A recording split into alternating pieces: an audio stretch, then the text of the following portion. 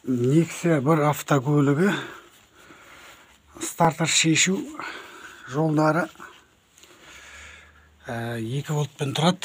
Стартер бірінші волт. Міне мына жерде қазір кілтті апарам мен. Міне мына жерде міне бірінші волт. Міне көріне ма? Осы жерде екінші волты қазір астында, оны да көрсетем. Так. Міне мына жерде көріне ма? Қазір мен өзіме ыңғайсыз болып тұр. Қазір фонарик жағып фонарикпен көрсетейін. Телефонда тұрмай тұр мына жерге. Бір өзіме ыңғайсыз болып тұр. Қазір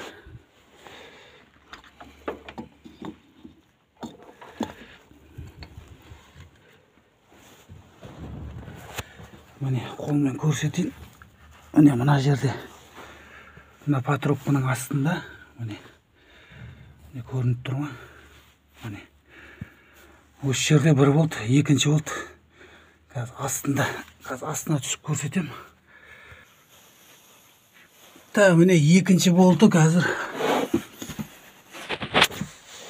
2 волты міне мына гранаттың астында болады.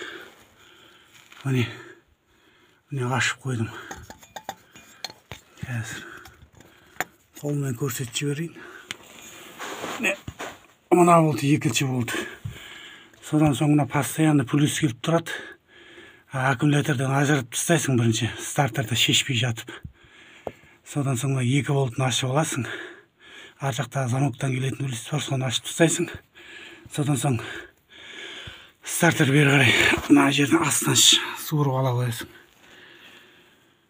Міне осылай шығарып аласың Nexia 1-дің стартерін. Көппен бөлісіп жатқаным керектеріңе жарап жатса